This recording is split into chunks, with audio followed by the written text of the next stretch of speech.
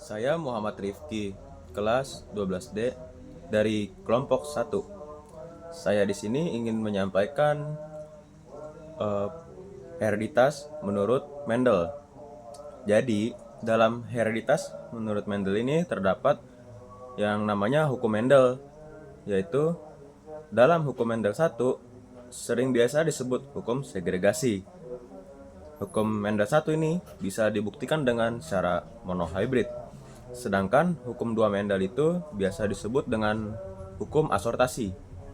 Dan hukum 2 Mendel ini bisa dibuktikan dengan sistem dihybrid.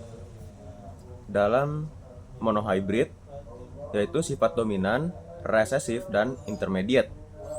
Dalam dominan, bila karakter tampak walaupun hanya mengandung satu gen pada genotip.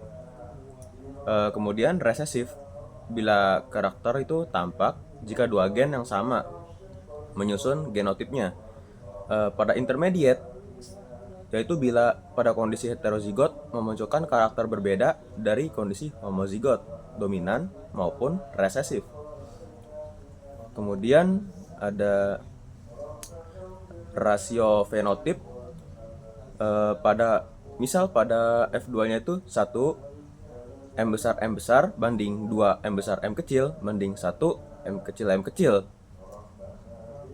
Dominan penuh ini terdapat 3 karakter dominan dan 1 resesif. Sedangkan pada intermediate terdapat 1 karakter dan 1 karakter A, 2 karakter B, dan 1 karakter C.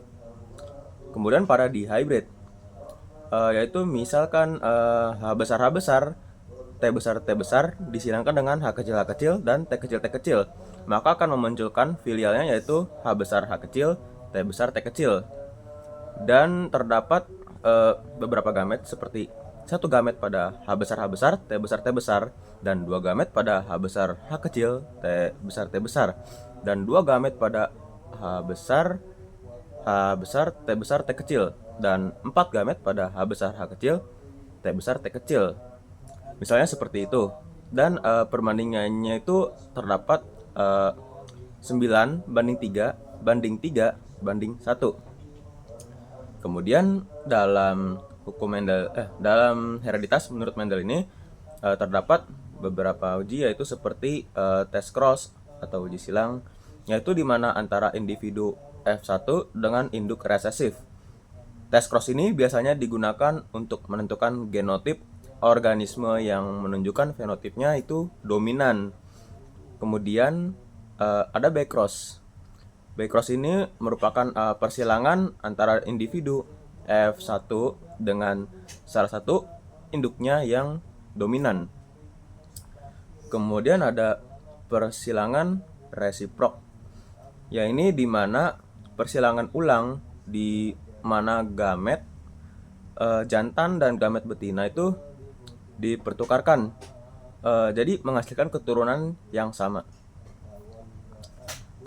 Kemudian ada penyimpangan semu hukum 2 Mendel, yaitu di mana dalam penyimpangan semu ini melibatkan 2 pasang gen, kemudian menghasilkan satu sifat.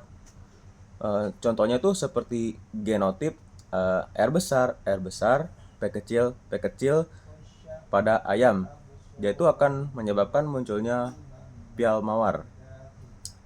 Kemudian pada epistasis itu kemampuan suatu gen atau genotip menutupi karakter atau genotip lain. Kemudian pada epistasis itu adalah kondisi suatu gen atau genotip yang tersembunyi, jadi tidak muncul, sedangkan genotip lainnya muncul. Kemudian ada penyimpangan semu itu ada seperti atavisme dengan rasio 9 banding 3 banding 3 banding 1, dan epistasis dominan itu 9 plus 3 banding 3 banding 1 atau 12 banding 3 banding 1. Kemudian ada epistasis dominan rangkap, yaitu 9 plus 3 banding 1 atau 15:1. Dan ada epistasis resesif seperti 9:3, banding 3/1 atau 12:4. Dan juga ada epistasis resesif rangkap seperti 9:3 plus 3 plus 1. Dan ada epistasis dominan resesif seperti 9 plus 3 plus 1 banding 3 atau 13:3. Sekian, terima kasih.